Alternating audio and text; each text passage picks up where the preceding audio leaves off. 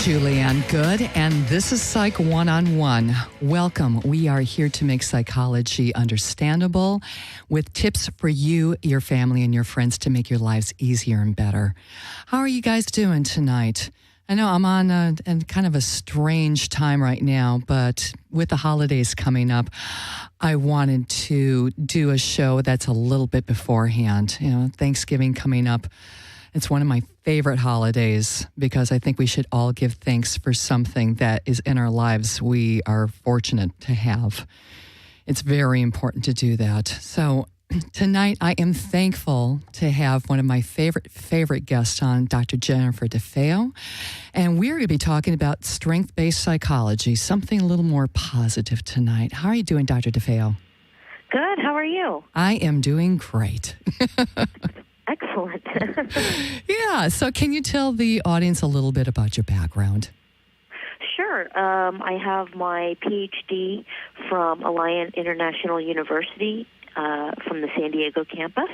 I am a licensed clinical psychologist. I also am the interim associate chair for the Marriage and Family Department at the Chicago School of Professional Psychology. Down in Irvine, correct? Yes, in Irvine. Yes. Nice campus. Yes, very nice. Yeah. So we're going to talk about strength-based psychology this evening. Can you tell the audience a little bit about what that's about? Sure. Strength-based interventions or psychology actually is, in the literal terms, called positive psychology. However, we use strength-based interventions. So what positive psychology does is it looks at, instead of looking at deficits, so oftentimes when clients come to a psychologist or MFTs or LCSWs, they're often coming in with everything that's a problem. And oftentimes what therapists or psychologists don't look at is the fact of what is working, what is positive, what are the things that are positive that are going on in your life. Tell me a little bit about, some of your strengths.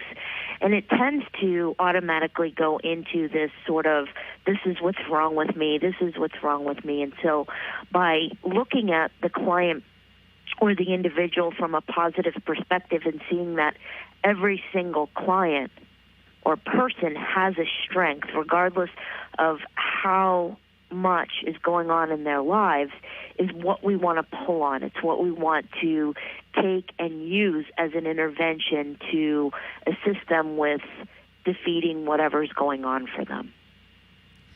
So in that case, like you said, they come in, they've got problems, and then some clients come in with multiple problems. Mm-hmm. And what would you do with a person that comes in with multiple problems and they can't see the light at the end of the tunnel yet? That's a good one. One of the things that we look at with positive psychology is what are their thought processes. So sometimes there's a theme, and the theme is negative self-talk. So I'm worthless. I'm not, good at this. I wish I could do this, but I can't. And so there's this constant sort of negative thinking that many people have because they learn to do this because they either become so overwhelmed with their problems that it then becomes into sort of a negative self-talk. And so we look at these mindsets, and there's four main pieces to looking at negative thinking, which is one, filtering. So many negative thinkers will actually pull out from a situation the negative component.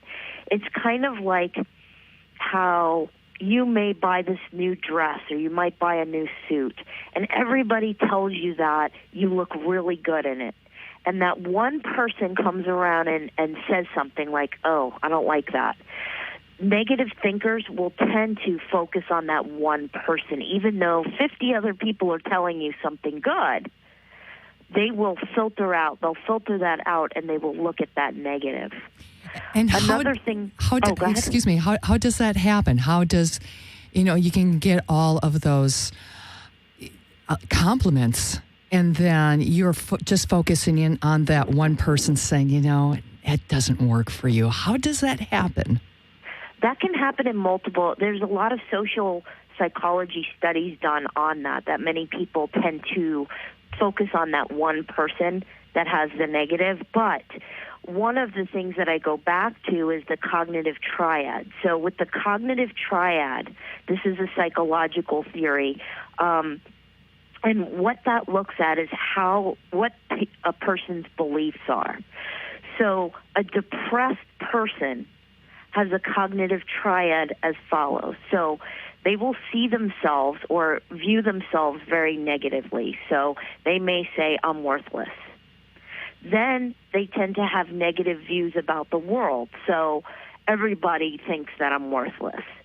And then there's negative views about the future. So I'm never going to be good at anything because I'm worthless. And so that negative triad that they're experiencing actually either leads to depression or vice versa. It's what the depression sort of is holding on to. And so with that theory, we want to start looking at and shifting their view about themselves, which will then shift the view about their future and the view about the world.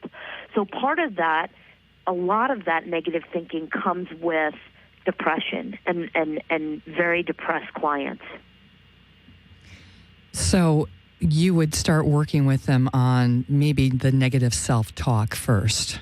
Correct, because that's the biggest barrier that Seligman is one of the theorists for positive psychology talks about.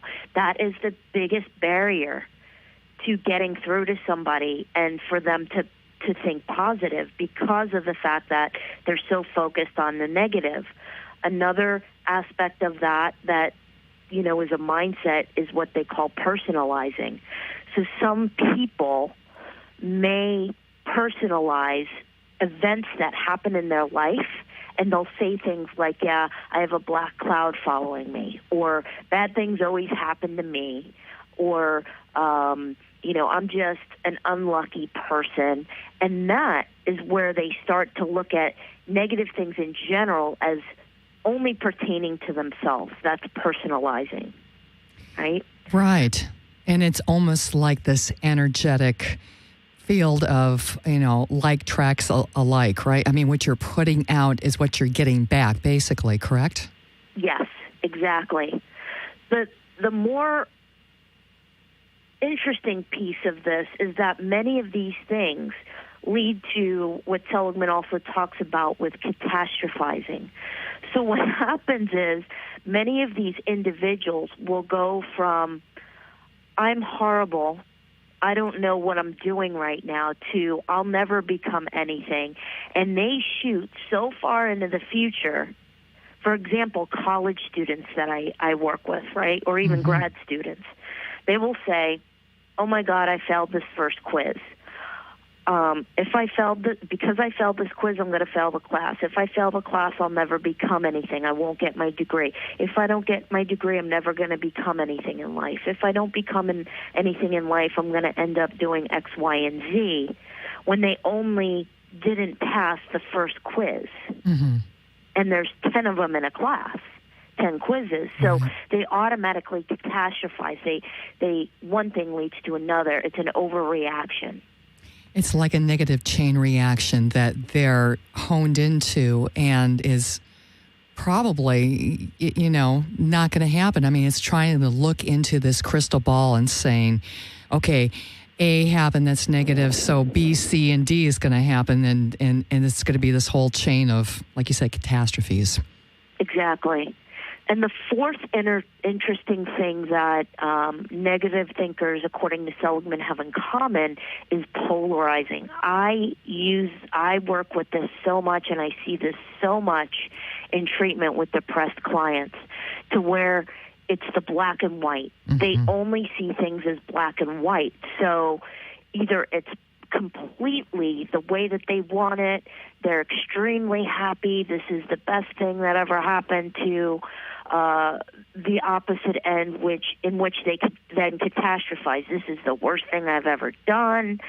Maybe it's a painting that they make, and they say, this is the worst painting I've ever done. Look at this. It's horrible. I'll never become a painter, and this, that, and the other. And so they tend to think in black and white. It either is the best situation that they can actually imagine or the worst situation. And so as psychologists, we want to have them look in the gray and start seeing that there is an in-between. There is a sort of spectrum in between those two options. And then that can help them to sort of start having a positive, experience of their life. Mm-hmm. Now, in that black and white thinking too, isn't that kind of like bipolar thinking, or can it be? That's within that spectrum, correct? Yeah, so they'll call it bipolar thinking, but not to be confused with the disorder. Right. Bipolar. Many people say, "Oh, you're bipolar because you think black and white." No, it's not related to the disorder itself, but it is called bipolar thinking. Okay, so that's good to clarify that, because I think, a lot of people, and that term is so overused nowadays too. I mean, Agreed. People will throw it out and they really don't understand what's behind bipolar disorder. Yes, and many other disorders. Yeah. Yeah, we're very undereducated as for mental health in this country, which is one of the reasons why I did this radio show. Hopefully it's, people are getting a little more educated on certain themes and issues within psychology. Yes, I definitely think it's helping. Thank you. So, okay, so with the personalizing, is there a certain amount of sensitivity that goes along with that? Here's the piece about strengths-based interventions that go into that. So oftentimes we look at different theories, right? And it's cookie cutter. So people take certain approaches to situations in a cookie cutter way, the way that people say you should do it or would do it or whatnot. And so when you're looking at a strengths-based intervention that's going to address the filtering, the personalization, the catastrophizing, the polarizing, it's individualized. So every person is going to have a different story. And that's the beauty of strengths-based work, because you're treating that person as an individual, not just as an individual who is going to have a cookie-cutter approach that doesn't apply to them, so to speak, right? Right, exactly. Yeah. So the big piece is looking in there and saying, you know what, like a positive intervention for somebody who is a negative thinker may be something like this. Wow. As a psychologist, I may say, wow, you really are in tune with your thoughts and feelings. Which is right? A gift, yes. Yes. So the fact that they can see these things and they can be aware of what they do is a positive. Some people aren't even aware of it. It's unconscious, or they don't even realize because they've never gotten feedback from other people. So the positive is switching it around and going, you really know a lot about yourself. Yes, I do, they usually say. Mm-hmm. And so tell me more about what else you know about yourself. Tell me some of the things that are positive. What's a positive trait that you like about yourself? And if they say, I don't have anything, okay, think about one. There has to be one. And a lot of it may be reframing. So for us therapists to listen to what they're saying and reframing it into a strength. And can you give us an example of that? Sure. Sort of like the example I gave before with the, that negative thinking, wow, you're really aware of yourself. Another situation that I've dealt with that where I've reframed is, and this is in a large way, I had a kid that I was working with who he came to our agency to, and this is a very long time ago, because he was creating bombs. He wasn't blowing them up or anything like that. He was actually into the scientific knowledge of how to create bombs. Wow. So he was pretty much noted as someone who's high risk. Mm-hmm. Many people feared him. He would create these things from scratch. And so I said to him, wow, you really, really like to create things. You really like to create something powerful. And he said, that's what it's about. He's like, I don't want to hurt anybody. I just want to create. I'm so interested in the science and the technology of this. Now, many people would look at him and go, yeah, you're just making excuses and this and that. But I really saw that strength within him. So I said, how about joining ROTC in school? And he did. And he wound up going into the military. Wow. And so that was taking something that people were looking at as a negative and saying, me sitting down with him and saying, I see the strength here. Now, there's a lot of people out there. I'm not saying that every kid that's making bombs is for the reason of that. Right, but at least he was sitting with you in therapy. That's the whole thing. And you found some way to take that knowledge and that mechanical, maybe genius of him and shift it over into the right direction where that can be utilized. Yes, it's just like the kids who tag. So they're going up to buildings, they are spray painting, they're tagging, and many of them are very, very, very, if you see the artwork, it's beautiful. Yeah, it's incredible. And so oftentimes I would work with these individuals to say, all right, let's take that talent and put it elsewhere. Here's a book. Here's some paper. Why don't you take and draw or spray paint on this canvas or do something and sell it? Yeah. Or make some. So it's a matter of saying you have talent, you're aware of that, but you're not aware really of where you can use that talent. So let's take it from something that's perceived as negative and put it into a positive. Exactly. Channel that energy into a certain focus that they're going to be successful at. Yes. Yeah, that's beautiful. I love that. Dr. DeFeo, we're going to take a short commercial break and we will be right back, okay? The Chicago School of Professional Psychology offers numerous psychology, behavioral, and health-related science graduate degrees at 3 campuses: Los Angeles, California, including branches in Westwood and Irvine, Chicago, Illinois, and Washington, D.C., and online. The Chicago School prepares students to meet the ever-changing mental health needs of society through classroom experience and real-world training. The Chicago School Counseling Centers in Irvine and Westwood provide caring, confidential, and affordable psychological services to individuals and their families. For more information, visit thechicagoschool.edu. And thank you to the Chicago School of Professional Psychology for sponsoring Psych One-on-One. This is Julianne Good, and I am on with Dr. Jennifer DeFeo this evening. We are talking about strength-based psychology. And one of the things I wanted to ask you about, too, Dr. DeFeo, is the term learned optimism. Can you explain that?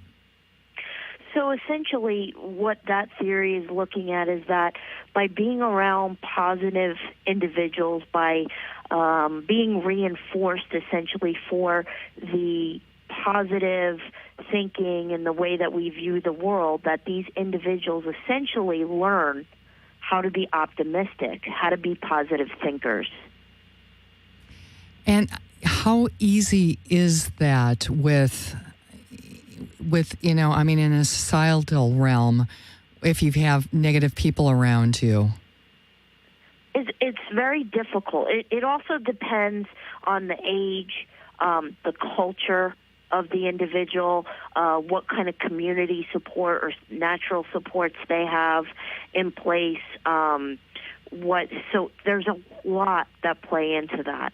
If they're in a situation where they don't have much support, it's going to be very difficult for them to look in an optimistic or learn an optimistic way. So we need to have models out there, whether it be their family, their teachers, their friends, other peers, that can model this optimism. That, one of the pieces that comes with optimism is resiliency. Mm-hmm. And so resiliency is essentially the ability to stand up after you've been knocked down. And that also goes with strength-based treatments, because of the fact that it doesn't matter how much an individual gets knocked down. What matters is how many times they stand up. There's a quote that's like that, where they say something like, I've been knocked down 8 times, but I've stood up 9.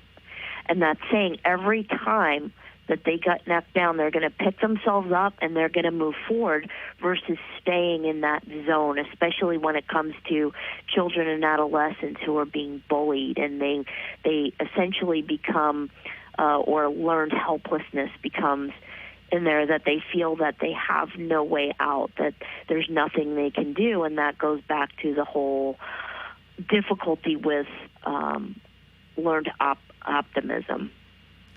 So resiliency is actually learning to trust your instincts, trust your intuition, keep on getting up, keep on having hope and faith that things are going to get better.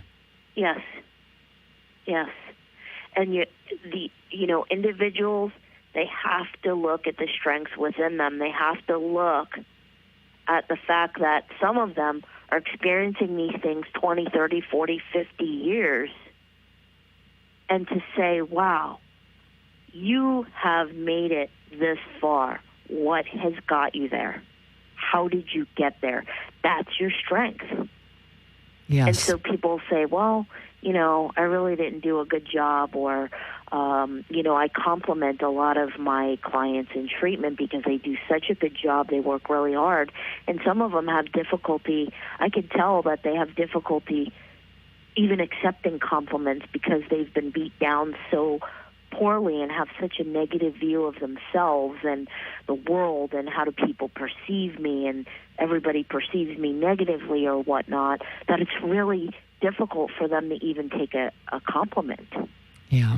Yeah, it's almost like, is that for real, or are you trying to get something out of me with that compliment? Is it the compliment actually a manipulation from the other person? And then and then the other person's looking like, what do you mean? I'm just giving you a simple compliment here, and you think that I'm trying to BS you or something here, right? I mean, exactly. I've seen that happen with people who have a very negative construct of their reality, and it's sad to see.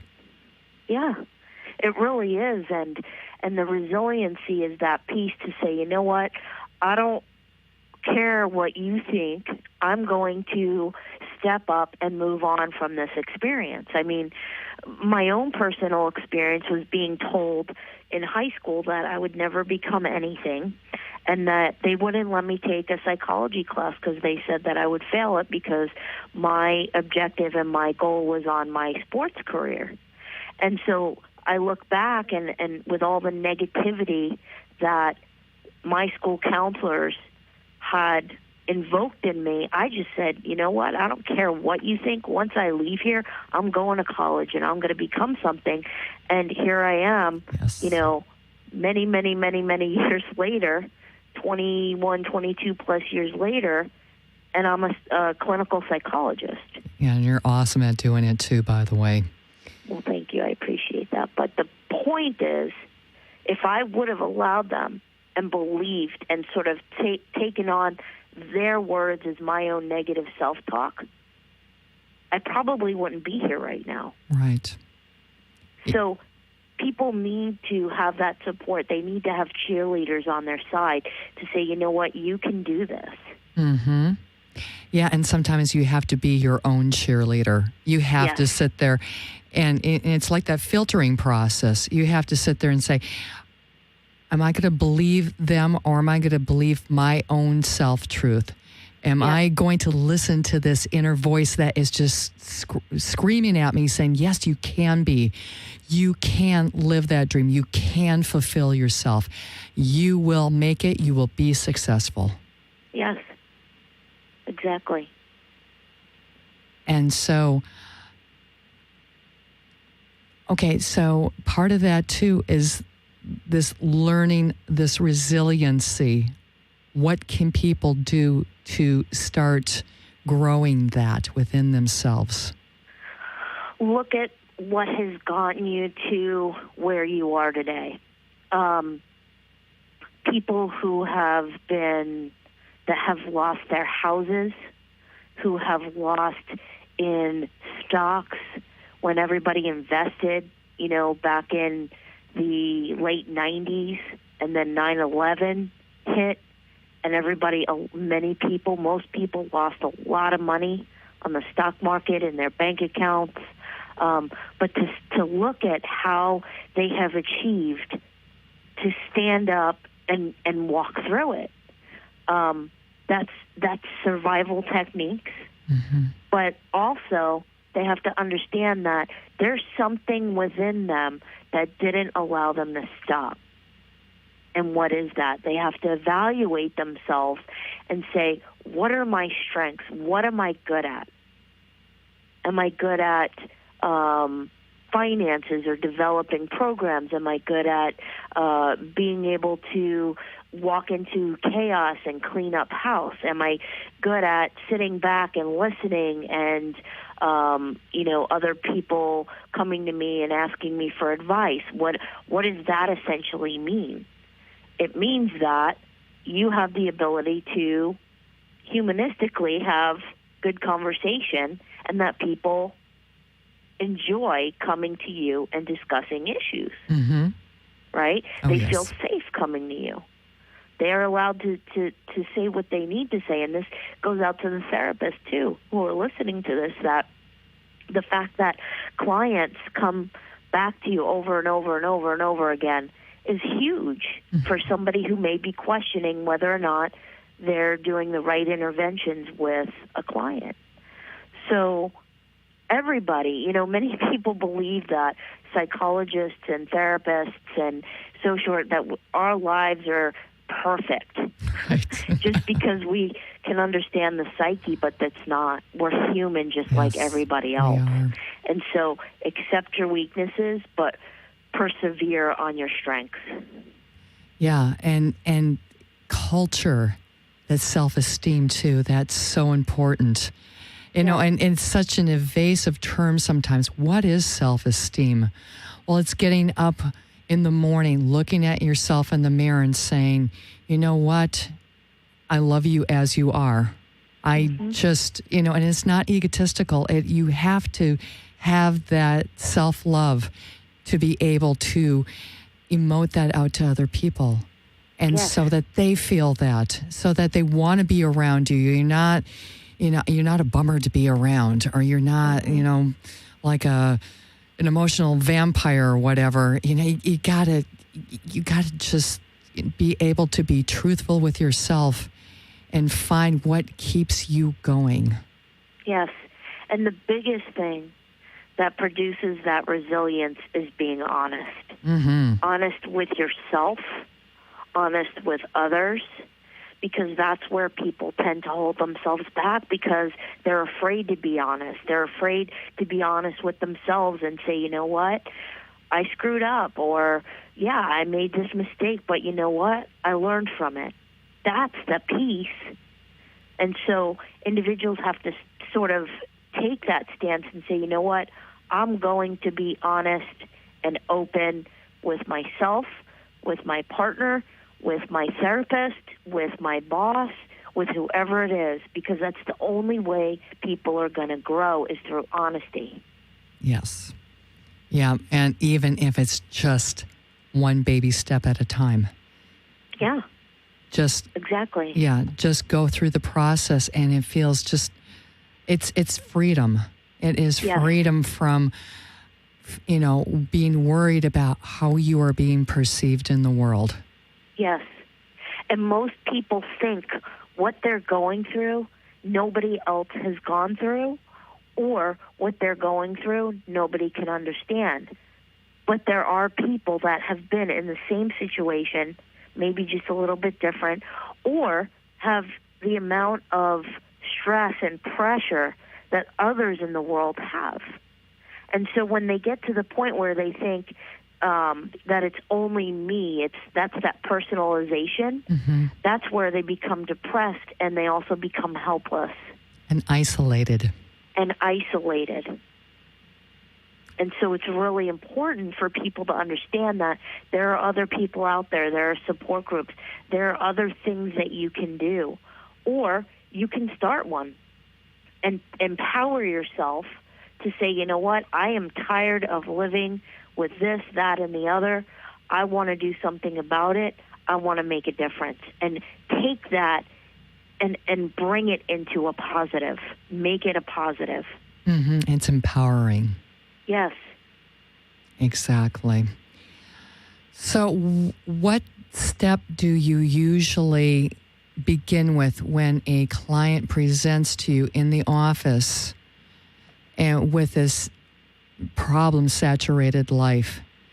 And where would you start? The first thing that we have to do in therapy always is develop rapport, because the relationship is very, very important. And so if I cannot have, if the person isn't going to trust me because I'm just diving into all their problems, that's not how it works. They have to understand that it's not going to go anywhere. I'm not going to judge you. I'm here to help you. And so by conveying that, that's the first step. The second step I usually allow people to do, which may be a couple sessions, is purge it all. And what I mean by purge it all is just get it out. Just tell me everything that's going on with you, everything, and just spill it. Because sometimes they've had nobody that they can talk to. Even they could be married 25, 30, 50 years, and they've never talked about some of the things that they have inside. And so letting them just get it out is oftentimes a relief for them. The second or the third step is to actually sit back and go, okay, I see that you have all these different issues. What is the one that's most important that we work on first? Because usually there's a domino effect to where when you start working on that one big thing that they have, the coping skills and the sort of symptom approach, or minimizing those symptoms, can then domino effect, and they can use those same interventions with the other issues that are going on, or they may be sort of playing on each other, and if you get rid of one major concern, the others go away. From there, it's about looking at, all right, so this is what you want to focus on. Tell me your strength regarding this issue. So they may say, I'm having a really hard time. I'm contemplating divorcing my husband or wife. I don't know what to do. I have all these thoughts. Okay, so it sounds like you are understanding your situation and what needs are being met and what needs aren't. So what needs are being met, and how do you get those met, right? And so that's the piece of looking at the positives and the strengths that they have.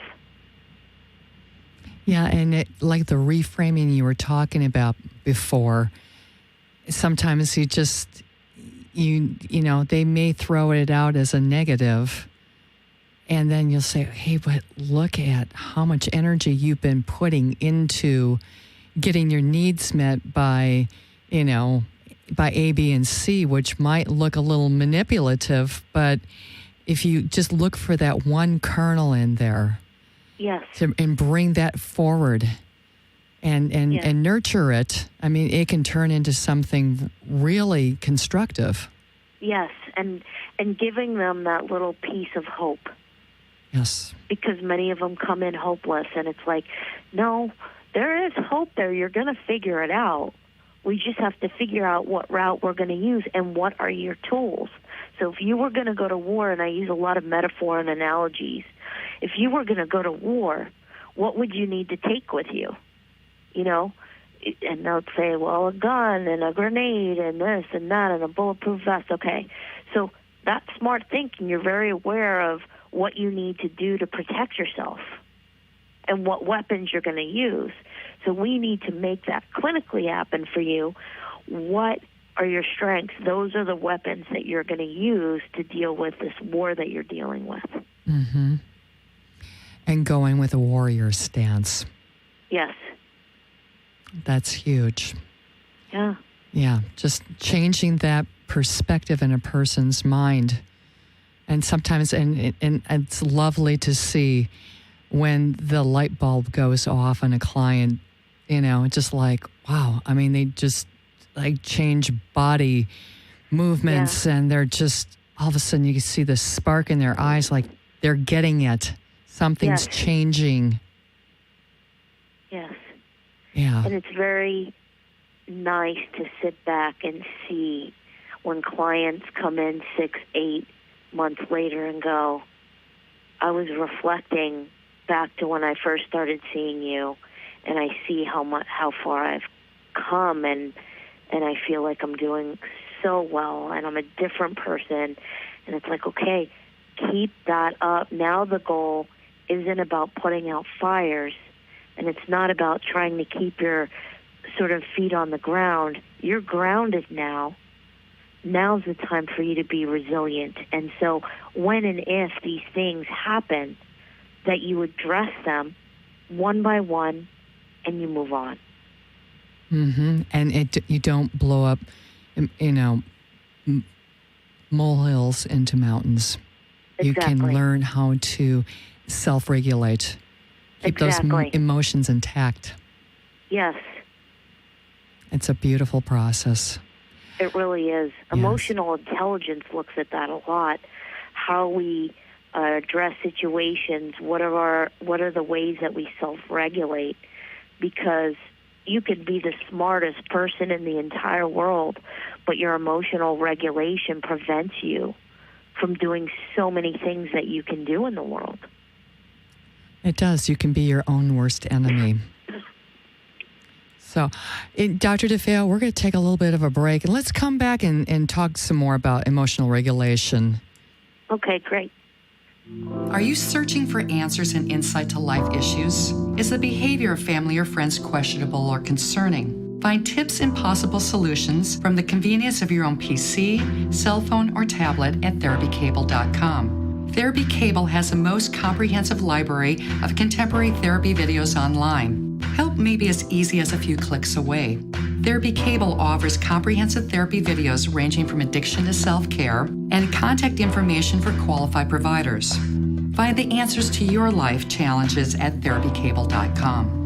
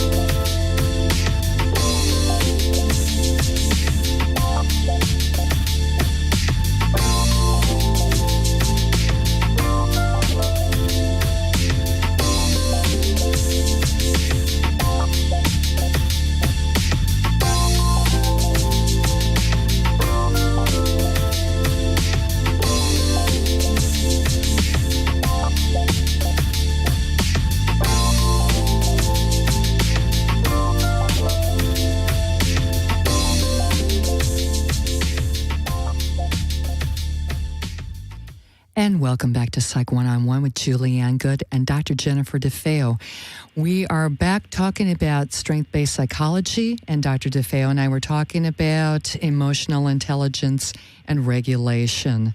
So what are ways that people can get into growing that control within themselves? I definitely think that therapy is good for everybody. You know, there's a lot of stigma around therapy. Individuals think you have to be, so to speak, crazy, or only crazy people go to therapy. But therapy isn't just about going to address problems. It's about also going to grow. And so how people do that is through increased awareness, being aware of who you are. What makes you angry? What makes you sad? What makes you mad? Where does that come from? What are your triggers? What are things that just set you off?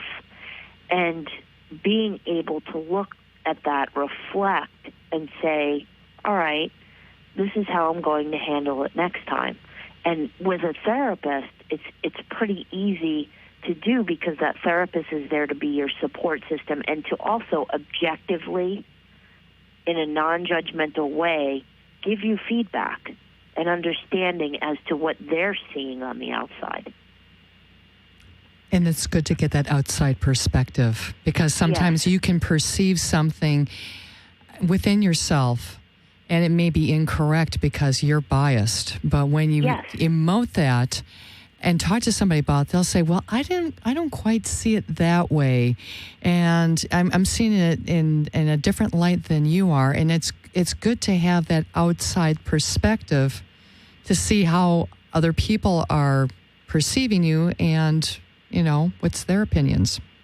Yes. And so by, you know, looking at how you perceive things or an individual perceives things, how they control things, how they evaluate themselves, by working with the therapist on that, they can become even more aware and understand themselves better. And so that's what leads to growth. Yes, it does. Yeah, self-awareness you can never have enough of. Exactly. We're always growing. The rest of our lives, we're going to become more and more aware of everything that we do, everything we say, and why we say the things we do and why we react in a certain way. And when you're able to sort of recognize that and sit back and go, I wonder why I just did that, or I wonder why I said that. What was that about? Mm-hmm. You get to it's amazing. It is. You get to the point where you stop in your tracks and go, that was interesting. I can't believe I actually said that or did that.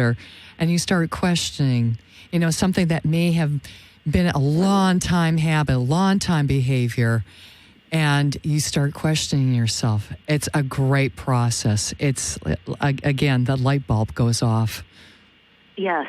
And, you know, for people who want to start making that change, you know, it's not easy. It's not easy for somebody to go, okay, I'm going to go to therapy and I'm going to look at all my strengths and weaknesses, right? Mm-hmm. Because when they start touching on those weaknesses, people it becomes oftentimes too much. The person sits back and goes, this doesn't feel so good. But to know that that's normal. Right? We all want to be the best that we can be. But to sit back and go, yeah, that doesn't feel good. And to actually verbally say that, you know what? I don't like that right now. I don't like what I'm doing right now. Mm-hmm. And processing that out is really, really good and healthy for individuals. Yes, it is. And so, go ahead. Oh, and it's like pulling the weeds. Yes, exactly. So, yeah, I keep going with that. I'm interested in hearing the techniques that somebody can use to instill this when they get to the point where it's of discomfort. Mm-hmm. Oftentimes when people become discomfort or uncomfortable, and I'll tell them, you know, tell me, in the course of therapy, tell me when something doesn't feel good.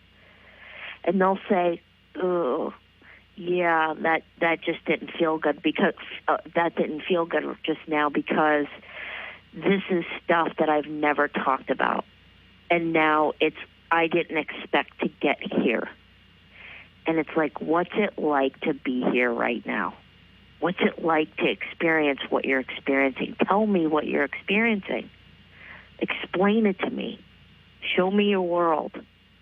And they'll say, I feel like I'm an idiot, or I feel like I can never do anything right, and I think that's why I become defensive when da-da-da-da-da. That is awesome. Yes. You just not only were able to feel it, but you were able to conceptualize it and to say it and to understand it. And that's about growth. And it teaches them that it's okay. It's okay to feel discomfort. That's how we move out of our comfort. That's how we grow, is moving out of our comfort zone. Yes. We have to do that. Yes. So as a professor, I oftentimes in the classroom are constantly pushing them out of their comfort zone so that they can grow and understand what the real world is like. Yes. It versus just their own. It can be almost like a jailing up of all of these emotions and their true selves. Yes. So to be able to release that within a safe zone is incredible.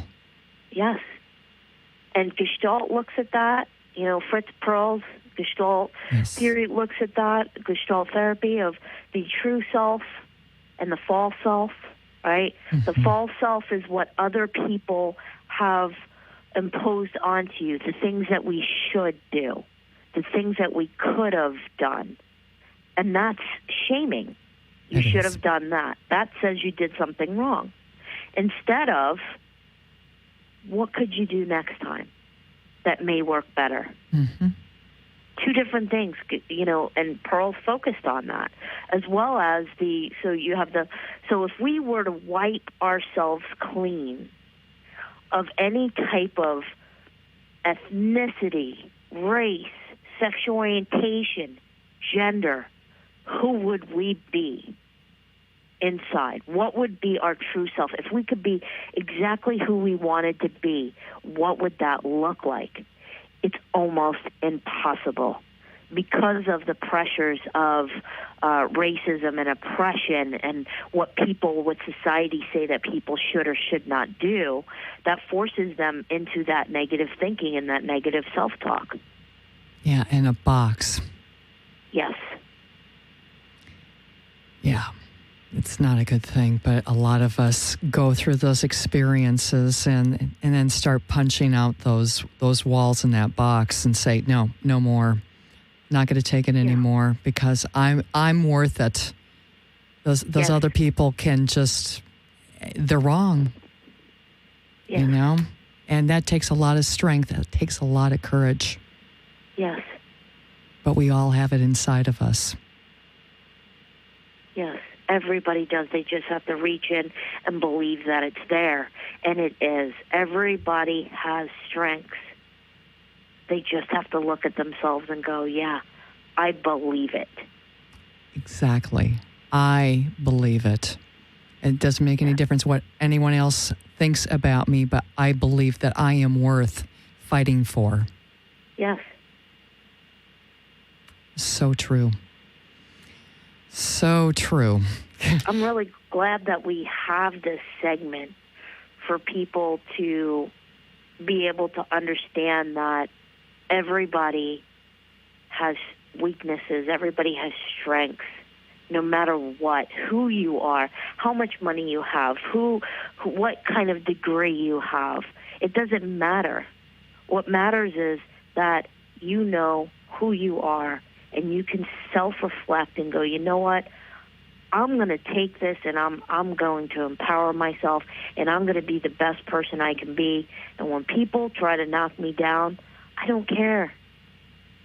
Yes. And then because I know. Yes. Oh, go ahead. Well, no, why don't you finish?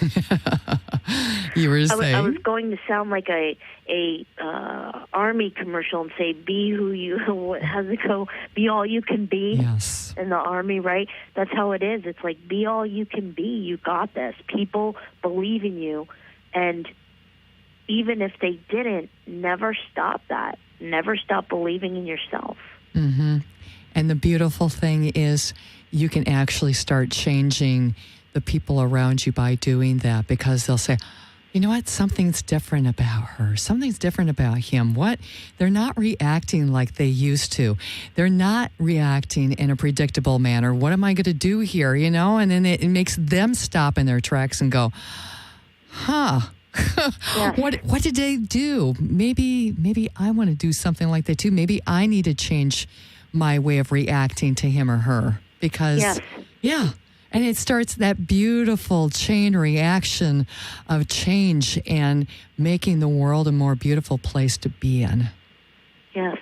And boundary setting for Yes. people to say, you know what, I'm going to surround myself with positive people, and I'm going to filter out the negative, the people that tell me I can't do this, or the people who make me feel bad about myself, or and drop the shame and the guilt of whatever it may be holding you and attaching you to that person, and know that it's unhealthy for you, and to set that boundary no matter what it is, because that's what's going to make you healthy. Exactly. That's beautiful. Thank you so much. And if people would like to contact you, how can they do so? They can feel free to go to my website, which is J as in Jennifer, D as in David, E, F as in Frank, E-O, I'm sorry, I was going to give it a different address. It's JenniferDeFeoPhD.com. So Jennifer, D as in David, E, F as in Frank, E, O as in Oscar, PhD.com. They can feel free to contact me that way. They can, look through my website at some resources. There's a way to email me through that site. So that's how they can contact me. Excellent. So thank you so much, Dr. DeFeo. You are definitely one of my favorite guests, and I really appreciate you coming on again. Well, thank you, and happy Thanksgiving to you and your family and everybody out there. I wish nothing but positive for everybody. Thank you so much, and you too. And to my listeners, thank you so much again for listening in. I hope you have a blessed Thanksgiving. Think about everything that you have in your life that is keeping you sustained and fulfilled, and be grateful for it. And tell the people in your lives how much you care and love for them. It's just really important. They are a gift to your life. Thank you so much. If you would like to contact me, my office number is 562-234-4650. My email address is jgoode8@verizon.net. If you would like to listen to this program again, it is archived on iTunes, and it will be archived on skidrowstudios.com within 24 to 48 hours. And I thank you so much for listening in, and I hope this is really helping you. If you need help, reach out and get it. You are worth it. Take care of yourselves. Take care of each other. Bye now.